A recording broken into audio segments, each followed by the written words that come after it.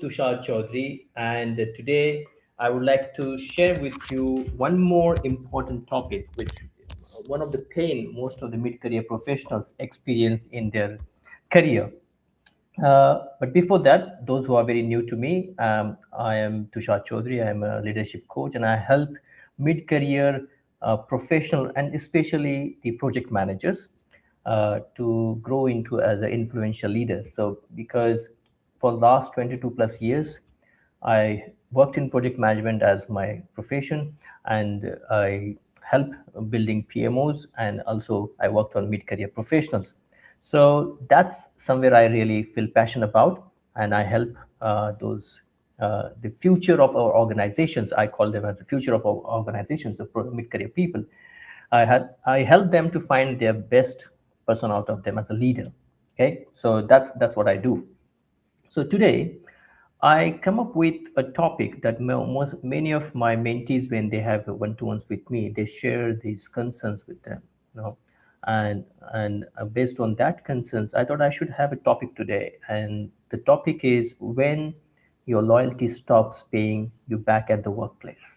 Okay, so to go more deep in the topic, I'll start with a question, and many of my mentees have asked this question to me, and they shared this concern to me, and but they don't say it very openly with their bosses, with their companies. Okay, so what they shared with me is that, Tushar, I've been loyal to this organization for years, so why is my growth is slow? You know, so this question, I mean, many of you might be resonating with this question. Okay, if you're resonating, please type yes in the comment section. See, you guys are staying back late in the organization. You didn't switch jobs there. You stood by the company in tough times. Still, no promotion, no recognition, no meaningful growth. Okay. And that's what I want to talk today about, something very uncomfortable. When loyalty stops paying you back at the workplace. Okay. So I will share with you the big truth. Okay. And I will tell it very openly. Companies do not reward loyalty, they reward the relevance, they reward the results, and they reward responsibility. So loyalty without value becomes invisible. This is a hard truth, but necessary one.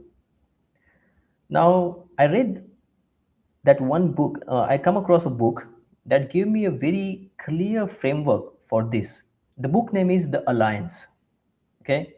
Now, the author Reid Hoffman explained in this book that employment is not family relationship.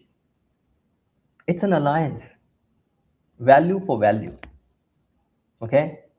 When one side stops growing, the alliance weakens.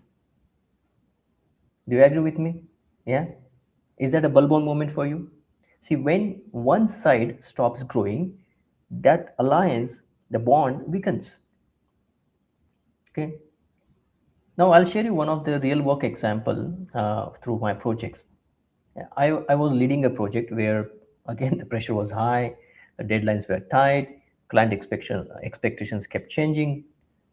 One of my team member had been with the organization for many years, very loyal, never said no, always available.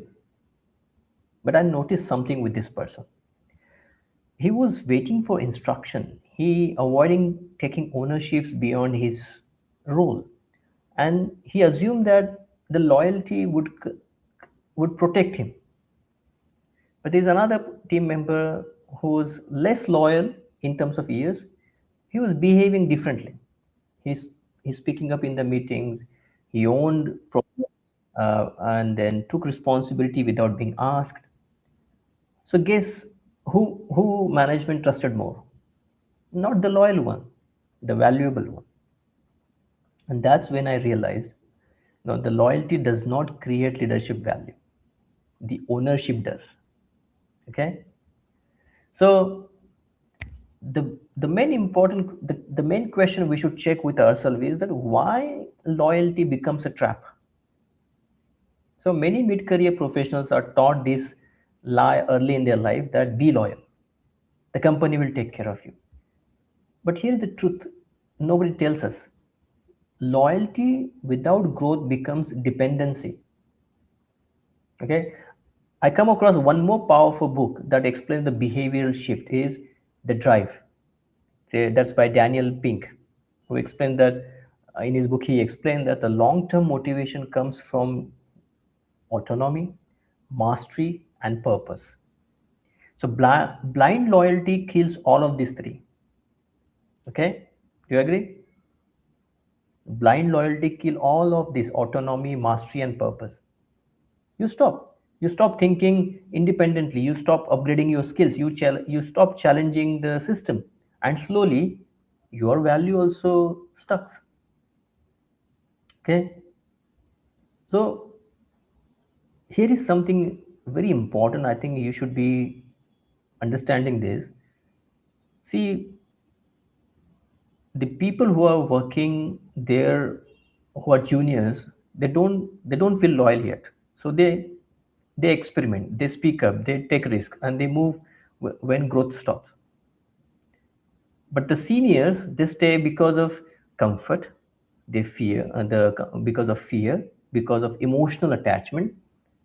Okay, so I remember one more book that explained this very very well is The Courage to be Disliked. Now in this book the core idea was growth needs courage, not approval. So when loyalty replaces courage, growth slows down. And that's why many loyal professionals feel stuck. Yeah. Now I want to share with you now, the main question is, how can we really deal with situation, how can we come out of this comfort zone and deal with this stagnancy. Okay, so again I'm going to share with you three behavioral shifts that will help you to deal with this situation. Okay, so the first behavioral shift you need to be adopted is that the first one is stop proving loyalty. Okay, stop proving loyalty, start proving your value. So like the loyalty at the workplace sounds like, I'm always available, I never say no, I've been here for years. But the value sounds very different. Value sounds like, how am I reducing problems for my boss, for my organization? So let's an example. So instead of waiting for task, you say, I see this risk, I will handle this part and update you. Okay, instead of saying, okay, I work late, you should say, I closed this issue and avoided escalation. So leaders are always valued not for effort, but for the problem reduction, the results you produce, what is the ultimate impact you created. So if your boss sleeps better because of you, you are valuable. So that's the first behavioral shift. Stop proving loyalty. Start proving your value.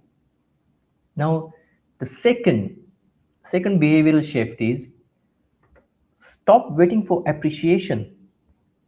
Now, start creating your own impacts. Many loyal professionals wait silently and they think that one day they will notice, one day someone will notice their work. My work will speak for itself. Let me be very, very clear. If I would have talked about that 30, 40 years back about this particular situation, that my work will speak, I can understand, because that time the resources and the availability, supply, demand, all that stuff it was easy for people. The work can get easily identified or get easily recognized. But today if you see, it's very difficult. And I mean, who is standing for you to speak about yourself? your work? Is your boss can able is anyone in your team or your boss is standing to talk about your work? Very few people they are lucky like this. So somewhere I realized that in my experience that you have to speak about you have to start speaking about your work. When you get the opportunity to speak in the offices, we talk about and we talk about other things like, oh, thank you for giving me support, and my team really worked hard and all that stuff, but you don't talk about you, what exactly you did there. The the population, they are listening to you, they are waiting for you to tell them what exactly you done there. So it's not about boasting about you. It's about telling what exactly the new ideas you implemented, the techniques, the method, the approach you implemented, and then they can learn out of it. So if you don't tell this properly, people will not learn out of it and they will not get the value out of it. Okay, so what that's something we are missing. So let me be very clear, impact speaks louder than years of service. Okay, so don't feel that what people will think about if I talk about myself. Just go and talk about what exactly you done there. It is a knowledge for others. Okay, so let's say example, two people, they completed the task, one just finishes the work, the other improves the process or saves time or reduces the rework. Guess who gets noticed? Not the one with more loyalty, the one with more impact. If you want appreciation, don't wait for it. Create results that are impossible to ignore. Yeah, that's the second behavioral shift. Now the third behavioral shift is, please stop assuming security. I want you to please start building relevance. This is the most dangerous assumptions people are carrying. Okay, many mid-career professionals behave, I'm loyal so I'm safe, I've been here for long so I'll be safe. But the truth is, the only real job security today is that, are you being needed? Are you being valued? Do you have something to share with the company? Do you have something to put on the table for this company or organization? For example, if tomorrow you take leave for a month, will the work struggle without you? Will the decision slow down? Will people call you for clarity? If the answer is no, that's a clear signal. So relevance comes from updating the skills, visible contributions, the ownership mindset. So loyalty without relevance gives false security. Okay, so these three behavioral shifts. The first one is stop proving loyalty, start proving value. The second behavioral shift is stop waiting for appreciation, start creating impact. And the third is stop assuming security and start building relevance. So these three behavioral shifts, apply this immediately from this point onwards. So I want to close this live talk today with another powerful insight. Is, see, loyalty is not at all wrong, but the blind loyalty is expensive. See, the workplace reward people who create value, who reduce problems, who take ownership, they stay relevant. But if loyalty is not paying you back anymore, so don't quit emotionally. Upgrade your value. How do you find this live talk? If this live talk, this video, this topic hit you somewhere inside, I want you to please comment value in the comment section. And if this really hits you, and if you're going through this pain, I want you to please talk to me. Go and book one-to-one slot with me. There is a link in the comment section also. At the same time, you can go to my LinkedIn profile and book an appointment with me, or you can join my WhatsApp group, Influential Leader Hub. So in this WhatsApp group, what we do, the like-minded people are sharing their challenges, how they're approaching with it, and we're collaborating with each other. So you will learn a lot of things here. So I welcome you to my community. Okay. So with this note, I close this live talk today. I'll sign off today, but I'll coming again with a new insight, new leadership insight tomorrow. So stay tuned with me, and I wish you a great evening, happy Sunday evening, and wish you a great time ahead, and have a great start of the week also. Okay, so take care of yourself. God bless you.